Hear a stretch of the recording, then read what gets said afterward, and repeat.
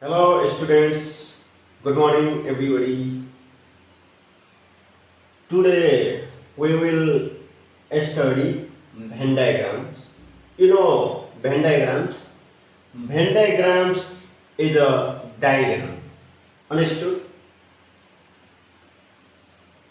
Sets and set operation can also be represented by diagrams. Understood? Like rectangle, this shape,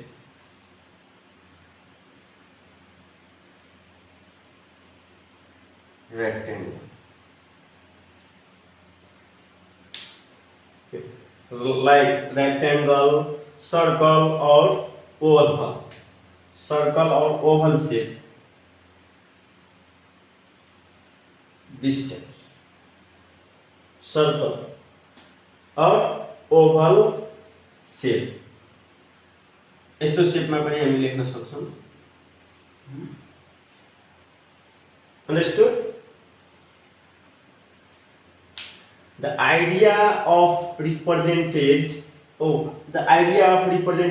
of sets in diagrams was first introduced by Swiss mathematician Euler.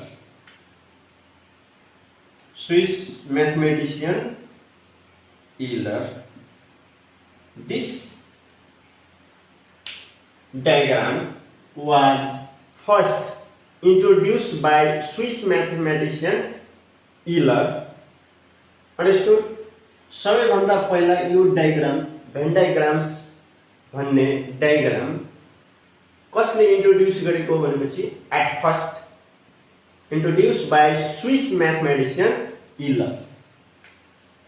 Euler is a Swiss mathematician.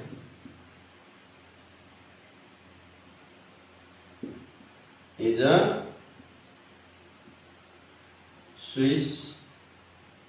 Euler is the Swiss mathematician.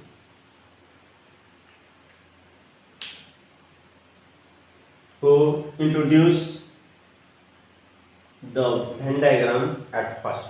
Understood?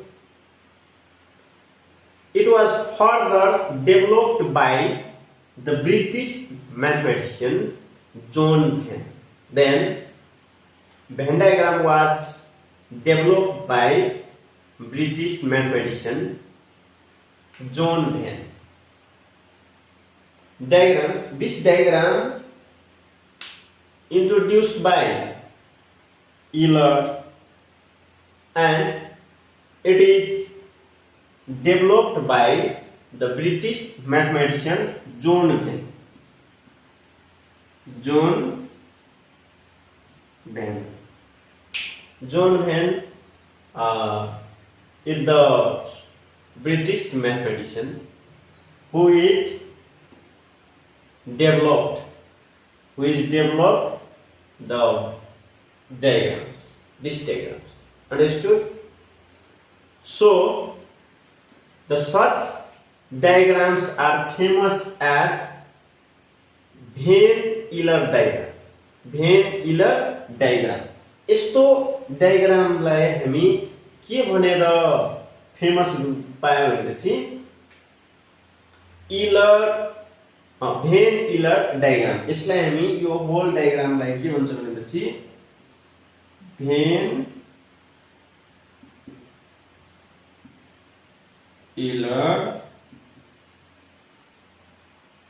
diagrams. यो डायग्रामलाई हामी Venn-Euler diagrams भन्छौं.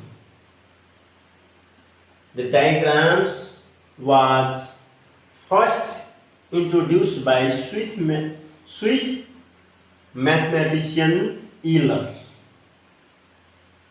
Understood? Then it was developed by British mathematician John Venn. John Venn is British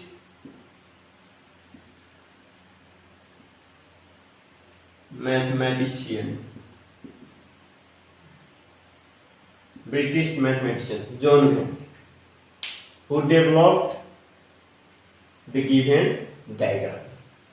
So the diagrams are famous as Venn-Euler diagram. Venn-Euler diagram.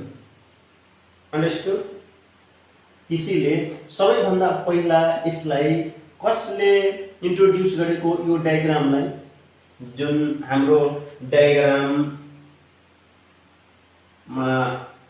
Rectangular सेप हुन्छ एउटा, र यसैमा अर्को जुन हुन्छ त्यो ओभल हुन्छ और सर्कल हुन्छ भित्र। जुन डायग्राम सबैभन्दा पहिला इलर, हु इज द स्विस म्याथमेटिशियन, जसले सबैभन्दा पहिला यो डायग्रामलाई इन्ट्रोड्युस गरेको, and it is developed by the John Venn, who is British mathematician. Understood? So it is called Venn-Euler diagram, and we can say simply Venn diagram. Venn-Euler diagram or Venn diagram.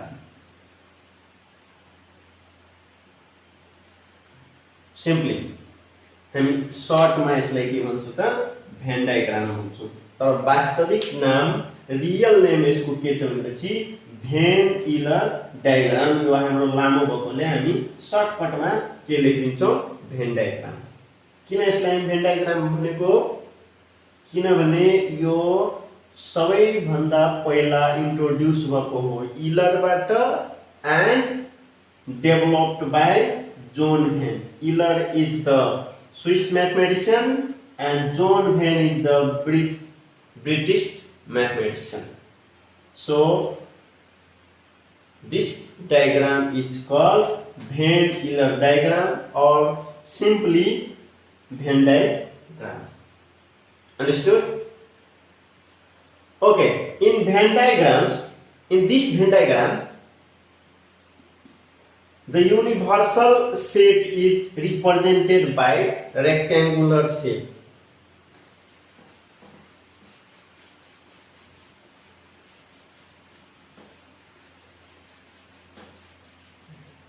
In this diagram,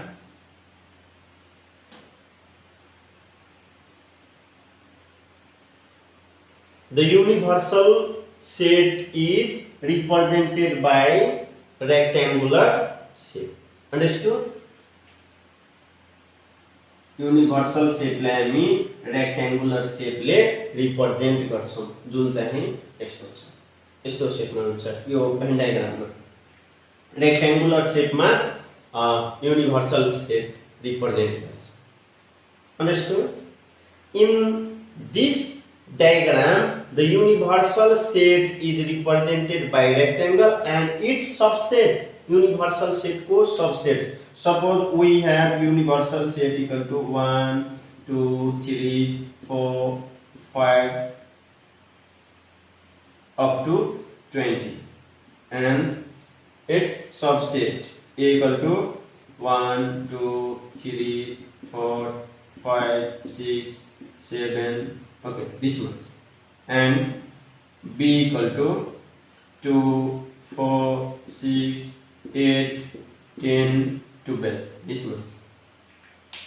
A and B are subset of universal set. Understood?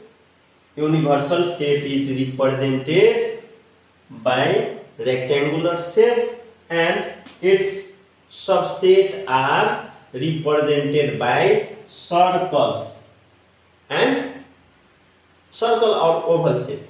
Understood? Clear गर्नु? हाम्रो universal set rectangular शेपले represented गर्छ अथवा represent हुन्छ, अनि यसको subset universal सेटको subset A and B are represented by circle or oval shapes inside the rectangle.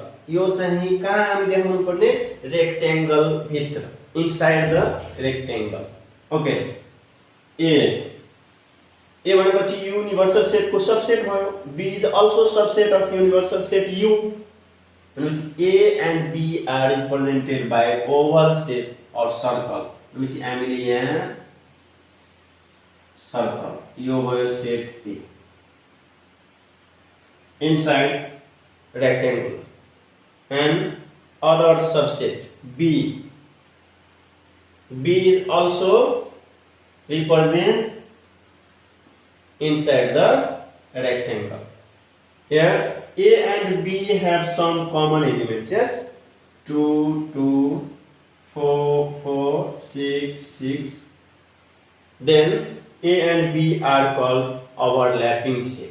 A and B are called overlapping set. Okay. B.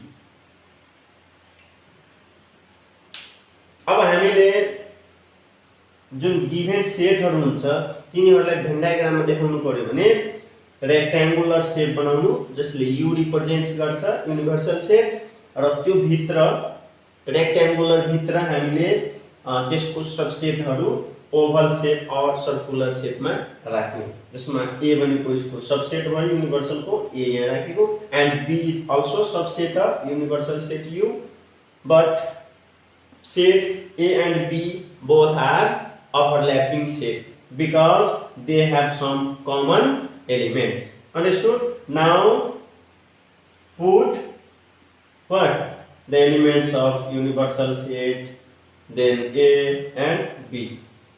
At first, we should put only common element. Understood? You should put common element at first. Okay. What is the common element of A and B?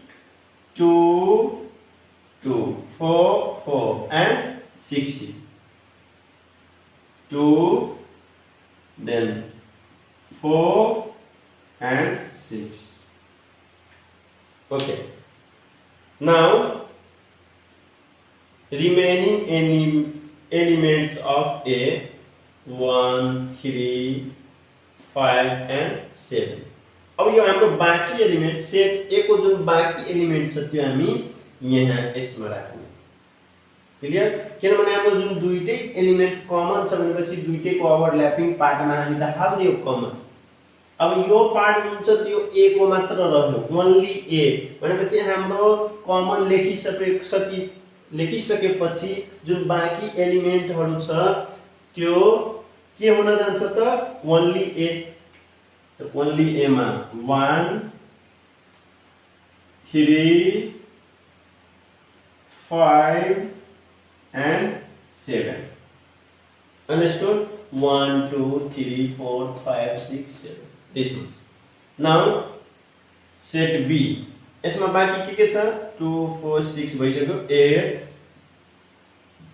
10 12 ल अब यति plot गरिसकेको छ हामी अहिले सम्ममा कतिवटा set plot गरेको छौं A and B universal set हाम्रो बाँकी छ युनिभर्सल सेट को अब यहाँ हेर्नु हामीले यो जुन 2 4 6 लेख्यो यो कसको एलिमेन्ट थियो B र A दुईटैको त हामीले यहाँ प्लट गरिदियो त A को त यति भइसक्यो एलिमेन्ट प्लट अब बाँकी रह्यो त्यो हामी ओन्ली A मा लेख्यौ त्यसैगरी यहाँ B को लागि पनि यति छ भनेपछि B को लागि पनि पुट गरिसक्यो अब यो जुन बाँकी छ त्यो यहाँ फिल गर्नु यो पनि भइसक्यो अब जुन युनिभर्सलमा बाँकी छ यो सबै एलिमेन्ट त युनिभर्सलैको हो जसमा यति हामीले यो भित्र हाल्दियौ फिल गरिसक्यौ अब युनिभर्सलमा जुन बाँकी छ यो AB बाहेक जुन रहन्छ त्यो युनिभर्सलमा रहन्छ त्यो AB को बाहेक हाम्रो कतिवटा एलिमेन्ट बाहेक छ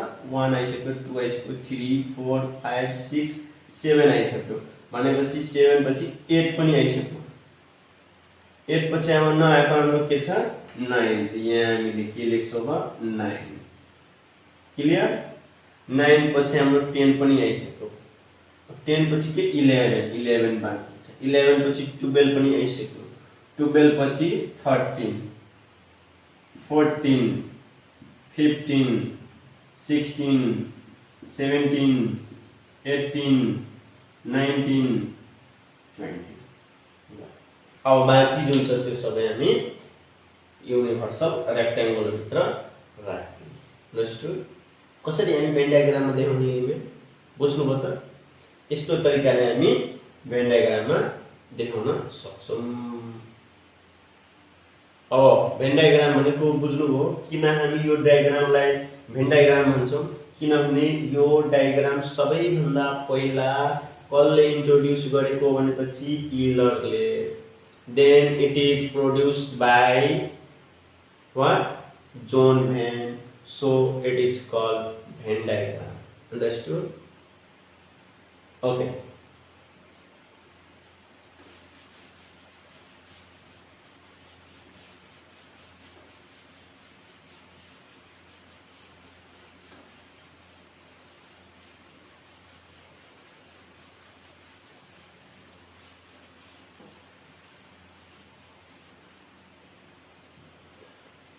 We have some Venn diagram.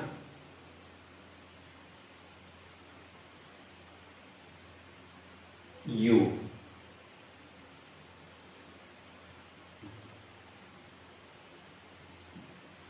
This represents shape A and rectangle. Rectangle represents universal shape. अब हामीले एउटा कुरा यो नबिर्सिनु के रे बुझ्न कि कुनै पनि सेटमा अर्को सेट अटायो भने हामीले के बुझ्छौं? त्यो सेट त्यसको सबसेट हो भनेपछि ए यु मा अटाइसक्यो, यसको अर्थ भयो यो सबसेट हो। सबसेट त्यो सेटमा अटाउँछ है। जस्तै हामीलाई युनिभर्सल सेट यहाँ दिएको छ 1 2 3 4 5 6 7 अनि ए दिएको छ 1 2 3 भनेपछि ए को सबै एलिमेन्ट त युमा छ, त्यसैले हामी सबसेटलाई त्यही भित्रै राख्छौं। ल यस्तो सेट छ भनेपछि यस्तो डायग्राम छ भने हामी हेर्ने बित्तिकै बुझ्ने ए इज द सबसेट अफ यो डायग्राम जुन ठुलो छ त्यसको। A is the subset of universal set. A and universal are overlapping, or A is the subset of universal set.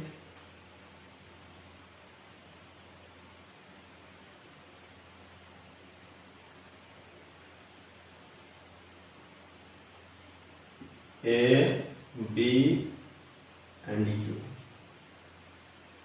अब ए पनि छुट्टै छ, बी पनि छुट्टै छ, तर दुईटै केमा छ?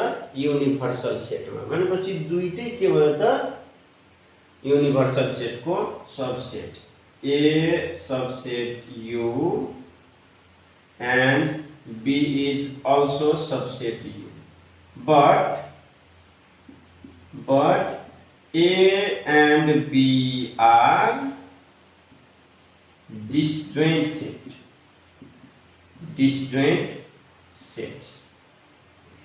अब हामीले यसरी डायग्राम हेर्ने बित्तिकै बुझिहाल्छौं यो के हुन्छ त? डिस्जोइन्ट सेट। यो युनिभर्सल सेट भित्र छ, यो सेट अटाको भनेपछि त्यसैले यो सेट युनिभर्सलको के भयो त? सबसेट। यो सेट पनि युनिभर्सलको भित्र छ, त्यसैले यो बी पनि युनिभर्सलको के भयो? सबसेट भयो। र यो दुईटै एक आपसमा जोइन्ट छैन, डिस्जोइन्ट छ, त्यसैले A and B are disjoint set. तर यस्तो फर्ममा छ भने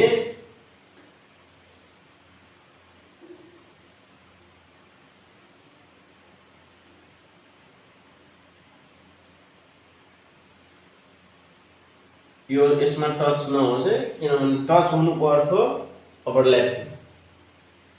तर यो त कन्टेन्ट छ, यो ए भयो, यो बी भयो, यो युनिभर्सल यु भयो। यहाँ पनि A is subset of U and B is also subset of U, but A and B are overlapping sets. किनभने यो दुईटै सेट ओभरल्याप छ। ए बी मा ओभरल्याप छ, बी ए मा ओभरल्याप छ। त्यसैले यस्तो सेटलाई जुन दुईटा सेट इंटरसेक्ट भइहाल्छ, if they have some common elements then they are called overlapping set। र त्यसको डायग्राम यस्तो हुन जान्छ। ल कहिले कहीं कस्तो हुन्छ भनेपछि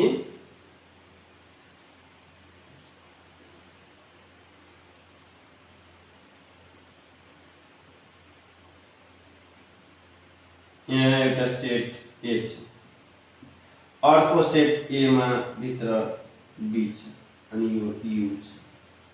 यहाँ क्लियर हो? ए भित्र बी छ, यसको मिनिङ भयो बी ए को सबसेट हो। B is a subset of A. Understood? B चाहिँ ए को के छ? सबसेट छ।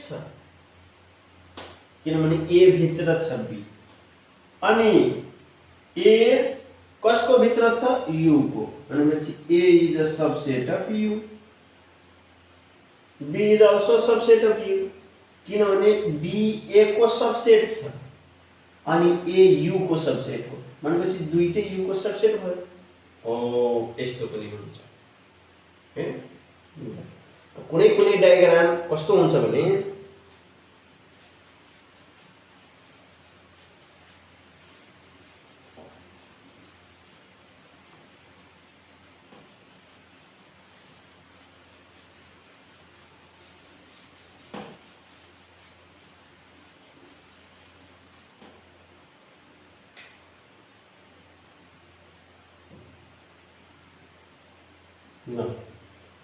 यसलाई हामी यू भन्छौं, यस्तो हुन्छ। ठीक छ? यो ए भयो, यो बी अनि यो सी। अब यहाँ A and B are overlapping, A and B. A मा बी ओभरल्याप छ, A and B are overlapping sets. Overlapping sets. But A and C are not overlapping. A and C are disjoint. किनभने A यही छ अनि C यहाँ छ, त दुईटै disjoint छ, कतै जोइन्ट छैन है। त यहाँ तर B र C overlapping छ, B C मा, C B मा। B and C are also overlapping sets, but A and C are disjoint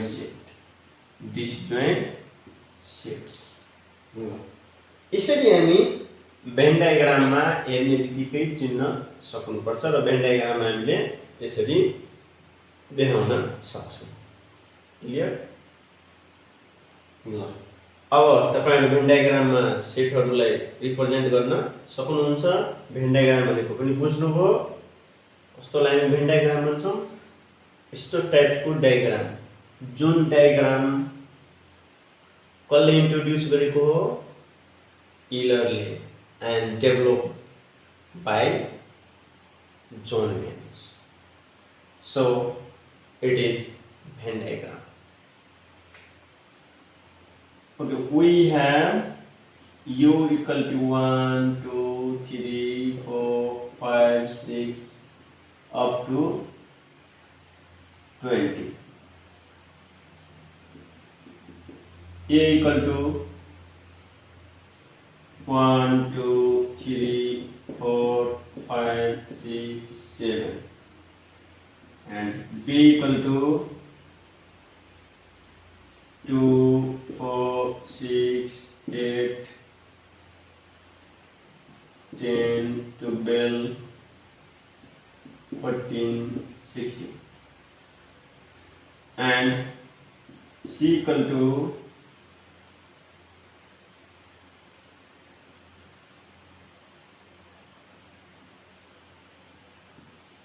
10, 12, 14, 16, 18, 20 यति छ।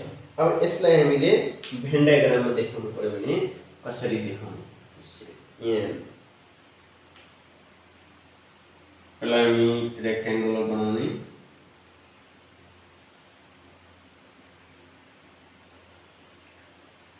यसलाई U रेक्टेंगुलर सेपलाई हामी U भन्छौं। Universal set 1 2 3 4 5 6 up to 20, set A 1 2 3 4 5 6 7, set B 2 4 6 8 10 12 14 16, both have some common elements 2 2 4 4 6 6. Then A and B are overlapping set. Understood? Now B and C also have common elements. 16. This one. B and C are also overlapping set. Now A and C have no elements common, so A and C are disjoint sets. त हामी A र B लाई देखाउँदाखेरि A र B overlapping छ भने यसरी काटिदिने। अब B र C ओभरल्यापिङ छ त यो दुईटा यसरी काटिदिने, किनभने A र C ओभरल्यापिङ छैन त यहाँ A B C। अब हामी प्लट गर्दा A र B को पहिला एलिमेन्ट प्लट गर्ने। A र B को पहिला के एलिमेन्ट छ? 2 4 6 क्लियर। त्यसपछि हामी यसमा अब B र C को 10 12 14 16 अब बाँकी एलिमेन्ट्स A मा अब बाँकी 2 4 6 गइसक्यो, बाँकी 1 3 5 7। त्यसपछि C मा 10 12 14 16 गयो, 10 12 14 16 गयो, 18 20 ल। त्यसपछि B मा 2 गयो, 4 गयो, 6 गयो, 10 गयो, 12 14 16 गयो, बाँकी 8। अब हामी युनिभर्सल सेटमा राख्दा A B C को एलिमेन्ट हामी प्लट गरिसक्यौं। अब बाँकी युनिभर्सलमा छ त्यो लेख्ने। 1 2 3 4 5 6 7 8 9 कतै छ त बाँकी रह्यो 9। 10 पनि आइसकेको छ। 10 पछि 11 12 पनि आइसकेको छ। 12 पछि 14 14 पनि आइसक्यो। 14 पछि 15 16 पनि आइसक्यो। 16 पछि 17 7 पछि 18 पनि आइसक्यो। 18 पछि 19 19 पछि 20 त्यसमा ल। अब यसरी हामी सेटहरुलाई भेन डायग्राममा देखाउन सक्छौं। भेन डायग्राम पछि क्लियर हुनुभयो? Understood? Okay, this much for today. Thank you. Bye bye.